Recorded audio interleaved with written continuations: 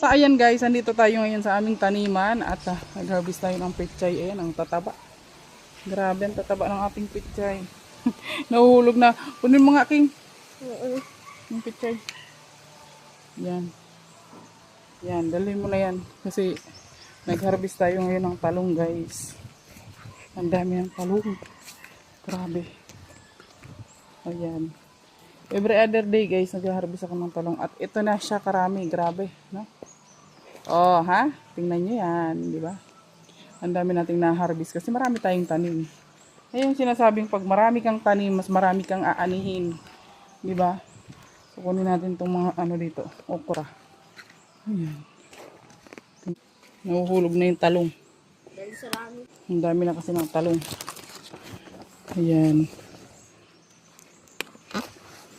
Tapos meron tayo ditong mga saluyot. Ayan o. Tingnan nyo yan. Mga saluyot yan guys. Grabe, ang dami. Nakakatuwa guys mag-harvest pag ganito. Yung ang dami mga harvestin. Ayan. Nakakatuwa, di ba? Ayan, may mga saluyot tayo. Ayan o, ang tataba na nila. Ano yung talim na yan, me?